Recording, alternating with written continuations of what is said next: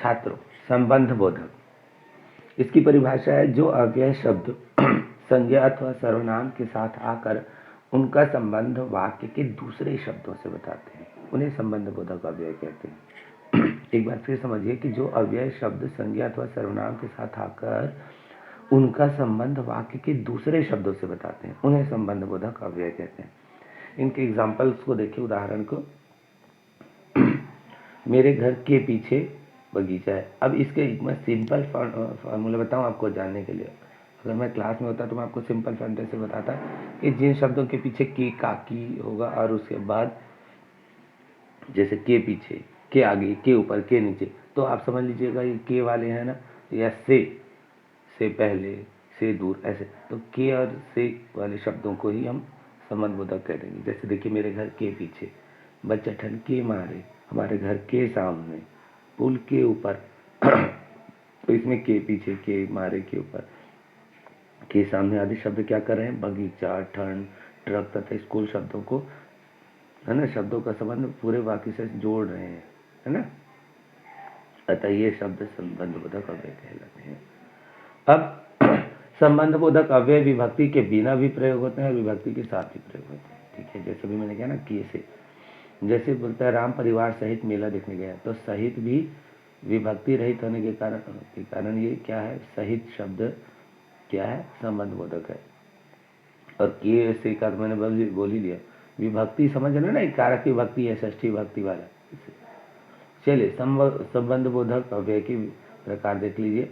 वैसे तो 10 प्रकार है, जो विशेष है मैंने उन्हीं को आपको बताया है। देखिए, पहले कालवाचक, दूसरे स्थानवाचक, तीसरा साधनवाचक, चौथा दिशावाचक, पांचवा समता बोधक जो समान में होता है, विरोध बोधक समझ गए होंगे, हेतुवाचक, तुलनावाचक, उद्देश्यवाचक और कारणवाचक, ठीक है। चलिए, कालवाचक में आते हैं। बोलता है जिन अव्ययों से काल का बोध होता है, मतलब समय, क्रिया के होने के समय संबंधी संबंध का पता चलता है, ठीक है, वे क्या कहलाएंगे? संबंध बोधक अव्यय कहलाते हैं। जैसे पहले, बाद में, आगे, पूर्व, पश्चात, उपरांत आदि, ठीक है। जैसे रमेश सुरेश से पहले आया था, क्रिया विशेषण में भी याद है ना, पता चलता है, लेकिन उसमें ऐसे काकी के का प्रयोग हम नहीं करते मोस्टली, ठीक है। जैसे सुरेश, उसमें रहता सुरेश पहले आया था होता, अगर क्रिया विशेषण होता तो, ठीक है, सुरेश का प्रयोग ना होता।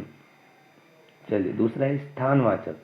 बोलता है जिन अवयवों से स्थान का पता चलता है, स्थानवाचक संबंध बोधक अव्यय कहलाते हैं। जैसे ऊपर, नीचे, इसमें के आएगा। जैसे बंदारे पेड़ के ऊपर बैठा है ना। बिल्ली पैरों के नीचे से सरक गई।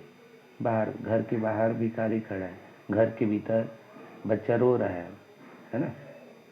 घर के पास मंदिर है, तो ठीक, तो काकी के का प्रयोग करना है।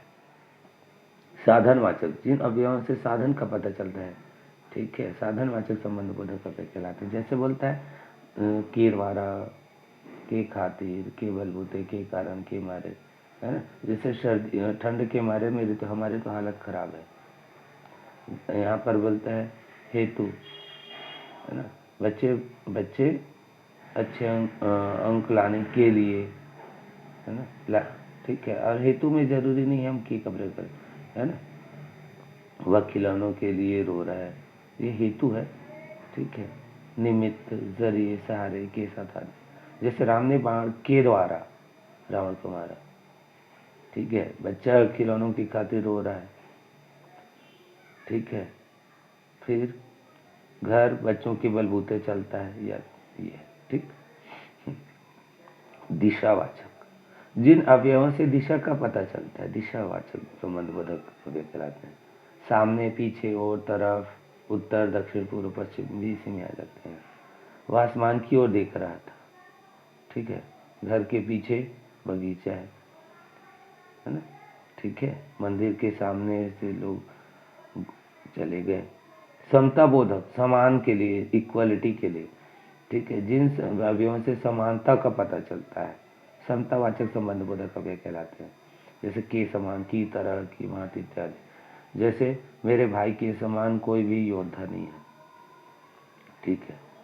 हम बोलते मेरी स्कूल की तरह कोई भी स्कूल नहीं है, मेरे दोस्तों की तरह, मेरी माँ की भांति कोई भी अच्छा खाना नहीं बना सकती, मेरे, ठीक है, मेरे बराबर यहाँ कोई खड़ा नहीं हो सकता इत्यादि। ठीक है, अगर विद्या के योग्य होना चाहते हो तो परिश्रम करो, ऐसा सरीखा सा अनुरूप ऐसा जैसे इत्यादि आते हैं। जैसे बोलते हैं ना, कर्ण के समान दधीचि भी दानी थे। विरोधवाचक, जिन अव्ययों से विरोध के भाव का पता चलता है, विरोधवाचक संबंध बोधक अव्यय कहलाते हैं। जैसे के विपरीत, के उल्टा, के खिलाफ, के विरुद्ध, प्रतिकूल इत्यादि। भारत ने पाकिस्तान के विरुद्ध लड़ाई लड़ी, है ना। ठीक है, मेरे वचनों के विपरीत कार्य न किया करो, अन्यथा तुम्हें सजा मिलेगी, है ना। ठीक है, जैसे बोलेंगे ना, गांधी जी ने अंग्रेजों के खिलाफ युद्ध छेड़ दी थी। अब हेतुवाचक, काम का कारण जिसको बोल सकते हैं, जिन अव्ययों से व्यतिरेक के भाव का बोध होता है, मतलब किसी काम के कारण का पता चलता है, संबंध बोधक अव्यय कहलाता है। जो बोलते हैं ना, जैसे मैं तुम्हारे अतिरिक्त किसी के साथ नहीं रहूँगा, के अतिरिक्त लो, ठीक है, के अलावा, के बगैर, सिर्फ, के बदले, के बिना, की जगह, की अपेक्षा, के सामने, के आगे, के सिवा, से रहित इत्यादि। यह घर लोगों से रहित होना चाहिए, मुझे शिक्षा के सिवा और कुछ नहीं चाहिए, ऐसा, है ना। उस व्यक्ति को तो धन के आगे कुछ दिखता ही नहीं, ऐसा। ठीक, फिर है तुलनावाचक, कंपैरिजन करते हैं तो जैसे जिन अवयवों से तुलना का बोध होता है, तुलनावाचक संबंध बोधक अव्यय कहलाते हैं। जैसे बोलते हैं सदृश, है ना, तुल्य, बराबर, अपेक्षा, चांदी की अपेक्षा सोना महंगा है, तुलना कर दी है ना, है ना। राम के तुल्य लक्ष्मण भी बलशाली थे। ठीक, उद्देश्यवाचक, किसी भी काम का उद्देश्य जब हम बताते हैं, बोलता है जिन अव्ययों से उद्देश्य का बोध हो, उद्देश्यवाचक संबंध बोधक अव्यय कहलाते हैं। जैसे के लिए, के निमित्त, के हेतु, की खातिर इत्यादि। जैसे राम की खातिर हनुमान जी लंका गए थे, बच्चे पढ़ने के लिए बैठे हैं, है ना। ठीक है, थोड़े से भोजन की खातिर उस बच्चे ने कठिन परिश्रम किया। कारणवाचक, जिन अव्ययों से कारण का बोध होता है, कारणवाचक संबंध बोधक अव्यय कहलाते हैं। किसी काम का कारण, के कारण, के मारे के लिए। जैसे रमेश महेश के कारण चला गया। ठीक है, तो ये हुआ हमारा क्या, संबंध बोधक। याद रखना, क्या भी अव्यय शब्द जो क्या करते हैं, क्रिया, ठीक है, क्रिया के साथ या वाक्य में आकर क्या करते हैं, किसी एक शब्द का संबंध वाक्य के दूसरे शब्दों से बताते हैं। ठीक है, वे क्या कहलाते हैं, याद रखना, संबंध बोधक अव्यय कहलाते हैं। पर याद है ना, जो अव्यय शब्द संज्ञा और सर्वनाम के साथ जुड़कर उनका संबंध वाक्य के दूसरे शब्दों से बताते हैं, वे क्या कहलाते हैं, संबंध बोधक कहलाते हैं। ठीक है, चलिए अब इस वीडियो को समाप्त करते हैं, अगला वीडियो शुरू कीजिए।